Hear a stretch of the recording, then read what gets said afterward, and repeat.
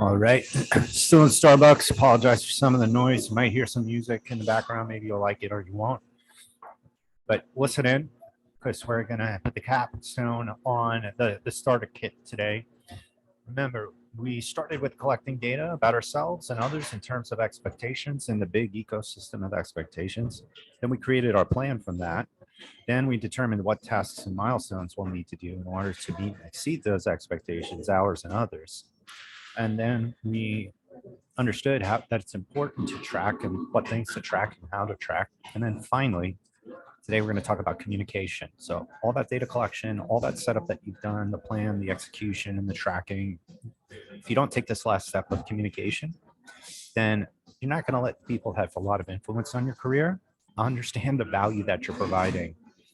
So don't leave this step out. If you have some hesitancy about communication and you haven't been a strong communicator in the past, this may be a skill you might want to prioritize in terms of executive communication, right? Communication, leadership communication, one-to-one communication. There's so many courses out there where you can get significant improvement based upon how you speak, how you write quickly, if you just invest some time in that. I'm not going to cover those types of things. I do talk more about that in the pro program, which I suggest you start after you complete this one and get your plan together. But today we're going to talk about communicating your value as we capstone out the starter kit here. So communicating your value, what does that mean? First, be proactive. Like, don't wait to be asked. You're really going to be in a bad position if a stakeholder needs to ask you about the progress of something. Stay ahead of that. Like, you will wow people if you do that. Stakeholders, leaders do not like follow up with people to ask where things are. So one thing you can immediately do to improve the value that you provide via communication is to be proactive. It's an opportunity to using communication and communicating your value to communicate the progress. Like, from a tracking standpoint, you don't just communicate the accomplishments, you're going to want to communicate what the progress is against the expectations. And it's also a great opportunity that as you're progressing, especially in longer type work, confirm that the expectations remain the same from what you understand. And perhaps if they've changed, this gives you an opportunity to show progress and make adjustments. Again, be proactive. Another opportunity this allows you is to set your brand and not allow others to do it. When you are communicating out your value in terms of progress and accomplishments and being proactive, you are creating your leadership brand. You're not allowing others to do that, because when they have to reach out to you, they are forming and inferring certain things about you and your leadership characteristics. So in the prior session, we talked about tracking and measurement.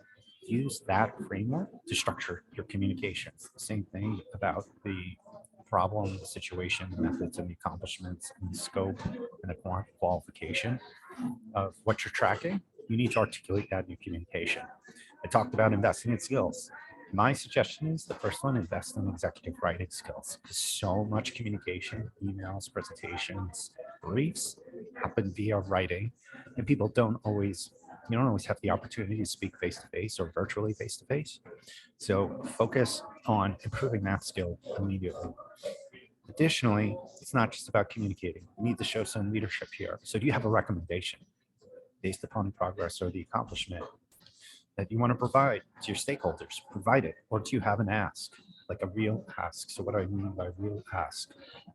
Number one, asking if the expectations remain the same. That could be a real ask. So you're just level setting. That could be the type of ask. Or if you have like an executive level decision, I'm recommending two options. But based upon the information I have, this is the option that I would pick, but I don't have all the information that you might have. So I need that information from you and need your thoughts on the decision.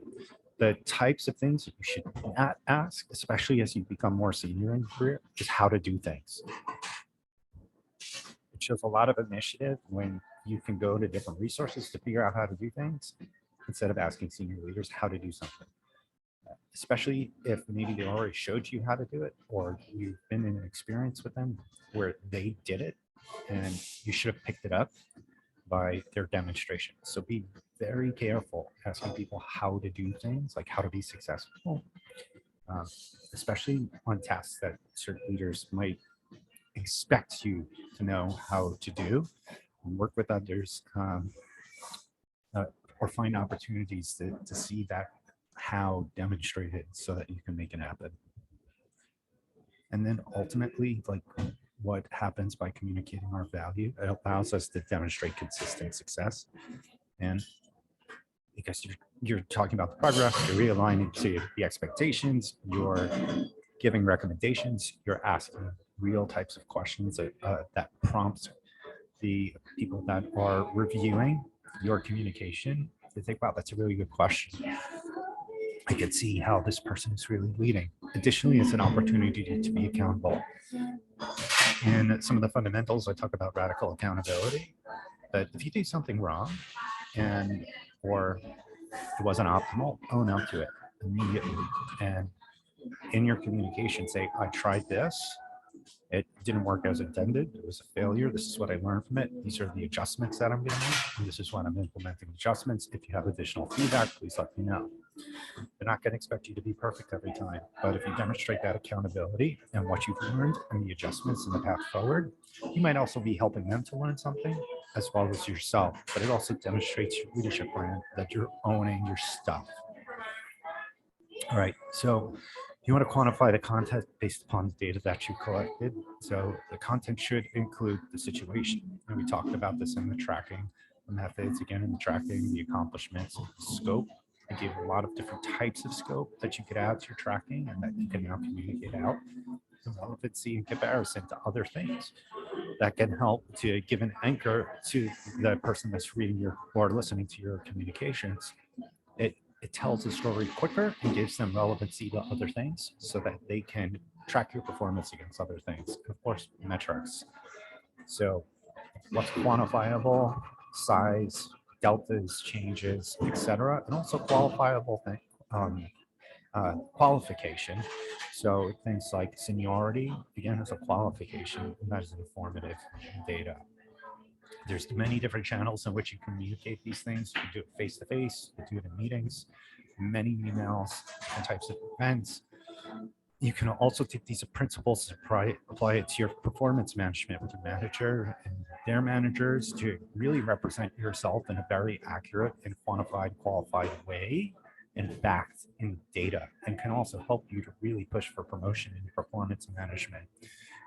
Additionally, you can include it in QBRs, one-on-ones, as well as team meetings if you have direct reports or reporting into somebody else. Using this type of approach, also from a performance management perspective within these venues, is really going to, one, align you to the expectations. You've got the pre-buying, you're delivering progress and accomplishments against it. You're communicating that value, qualifying it, you're giving it scope, and you're giving it context as well. So some additional things to consider: always align and communicate from the expectation or the exceeding of the expectation. That pre-buy-in, everybody's aware. You can remind people what they previously agreed to. So if you're aligning and communicating from the expectation, sometimes you might want to give people the context of, we previously spoke about that this was the target, blah, blah, blah, and this is how we're progressing against the target. And then something a little bit more advanced, and I get more into this in the Data-Driven Career Pro module, which you have access to, is starting to aggregate things. So if you accomplish a series of things or progress across a series of things, and you're quantifying things in a data-driven way, you can start to aggregate and summarize things. So things like revenue, things like savings and FTE, things like, are you performing against schedule? You can aggregate these into a summary, and the more executive level you're communicating to, they're going to expect more aggregation. So metrics that are common, I just mentioned some absolute numbers. An example of an absolute number is a dollar amount, time. These are examples of absolutes as well. You can also communicate them in terms of changes, so more relative. So what was the delta? What was the improvement? What was the increase or decrease? So that covers communication today. We'll do a quick walkthrough again on the how-to and what the columns look like in the worksheet and how to apply it. And go to the next video and I'll just cover a summary of the starter kit and make sure that you start applying these things immediately, especially the communication piece. If you haven't even done the plan yet, but you reflect on previous things that you've done, start to use these communication principles to communicate your value. You can do this immediately.